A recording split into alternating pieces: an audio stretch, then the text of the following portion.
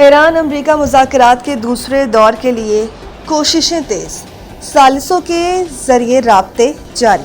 ذرائع کے مطابق ثالثوں نے مذاکرات کے دوسرے راؤنڈ کے لیے کوششیں تیز کرتے ہوئے رابطے شروع کر دیے ہیں۔ ایران امریکہ مذاکرات کا اگلا دور چند روز میں پاکستان میں ہو سکتا ہے۔ امریکی اخبار نیو یارک ٹائمز کے مطابق بات چیت سے اندیہ ملتا ہے کہ امن معاہدے کی جانب اب بھی کوئی پیش رفت متوقع ہے۔ ایران اور امریکہ کے اعلیٰ حکام کے درمیان بالمشافہ مذاکرات کے دوسرے مرحلے کا بھی امکان ہے۔ ذرائع کے مطابق ایک ثالث ملک کے سفارتکار نے دعویٰ کیا ہے کہ تہران اور واشنگٹن اصولی طور پر اس پر آمادہ ہو چکے ہیں، تاہم ابھی یہ واضح نہیں کہ مذاکرات میں اسی سطح کے وفود شریک ہوں گی یا نہیں، تاہم مقام اور وقت کے تعین پر غور جاری ہے۔ رپورٹ کے مطابق اسلام آباد مذاکرات میں ایران نے یورینیم افزودگی کو 5 سال تک معطل کرنے کی پیشکش کی ہے۔ امریکہ نے تجویز مسترد کرتے ہوئے 20 سال کی معطلی پر اصرار کیا ہے۔ خیال رہے کہ ایران اور امریکہ کے درمیان مذاکرات کا پہلا مرحلہ 11 اپریل کو اسلام آباد میں ہوا تھا۔ دونوں ممالک کے وفود کے درمیان تقریباً 21 گھنٹے تک طویل مذاکرات چلتے رہے، تاہم مذاکرات کسی ڈیل پر پہنچے بغیر ہی ختم ہو گئے۔ ایران نے پیغام بھیجا تھا کہ وہ بےتابی سے ڈیل چاہتے ہیں۔ ٹرمپ کا دعویٰ۔ امریکی صدر ٹرمپ نے کہا ہے کہ مذاکرات کے دوران ایران کے ساتھ متعدد نکات پر اتفاق ہوا، بہت سی باتوں پر سمجھوتہ ہو چکا تھا، لیکن یورینیم کے معاملے پر اتفاق نہیں ہو سکا۔ صدر ٹرمپ نے کہا کہ امریکی وفد نے ایران کے ساتھ اچھے مذاکرات کیے، مگر ایران نے برے طریقے سے مذاکرات کیے۔ پیر کی صبح ہمیں صحیح لوگوں کی کال آئی تھی، وہ معاہدہ کرنا چاہتے تھے۔ ٹرمپ نے امید ظاہر کی کہ ایرانی بقیہ نکات پر بھی اتفاق کر لیں گے۔ صدر ٹرمپ نے دعویٰ کیا کہ ایران نے معاہدے کے لیے ہم سے رابطہ کیا تھا۔ ایران نے پیغام بھیجا تھا کہ وہ بےتابی سے ڈیل چاہتے ہیں۔ آبنار ہرمز سے متعلق صدر ٹرمپ کا کہنا ہے کہ دنیا کو آبنار ہرمز کی ضرورت ہے۔ کئی ممالک نے رابطہ کر کے ایران کی ناکہ بندی میں مدد کرنے کی پیشکش کی۔ ایران کی ناکہ بندی کے لیے کسی ملک کی مدد کی ضرورت نہیں۔ امریکی صدر نے بتایا کہ گزشتہ روز آبنار ہرمز سے 34 جہازوں کی آمد و رفت ریکارڈ کی گئی۔ ایران کے افزودہ یورینیم کو بھی کسی نہ کسی طرح حاصل کر لیں گے۔ صدر ٹرمپ نے کہا کہ ایران کسی صورت جوہری ہتھیار حاصل نہیں کر سکتا۔ ہم کسی ملک کو بلیک میل کرنے کی اجازت نہیں دے سکتے۔ ایران امریکہ مذاکرات میں پاکستان نے اہم اور مثبت کردار ادا کیا۔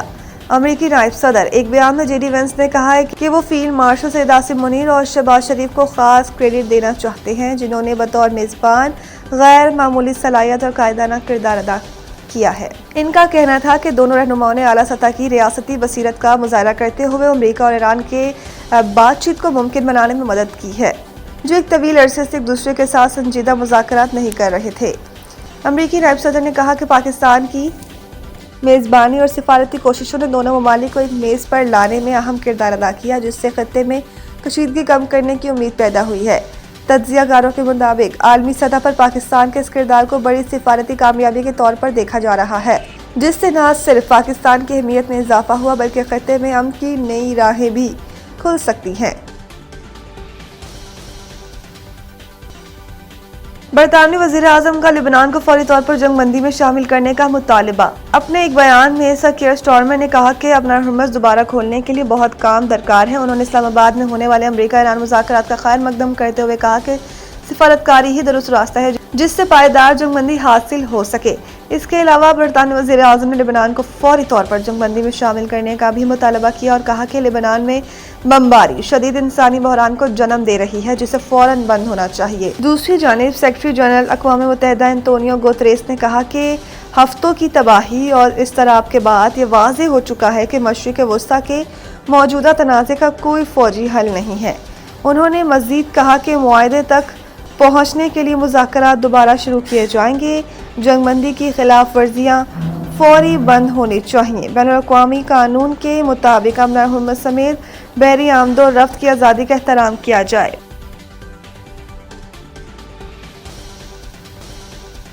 آسٹریلوی بلے باز ٹم ڈیوڈ آئی پی ایل میں بڑی مشکل میں پھنس گئے۔ آسٹریلیا کے اجارہ مزاج بلے باز ٹم ڈیوڈ ضابطۂ اخلاق کی خلاف ورزی پر مشکل میں پھنس گئے۔ بھارتی میڈیا رپورٹس کے مطابق ٹم ڈیوڈ کو انڈین پریمیئر لیگ کے ضابطۂ اخلاق کے لیول ون کی خلاف ورزی پر 25% میچ فیس جرمانہ اور ایک ڈی میرٹ پوائنٹ دیا گیا۔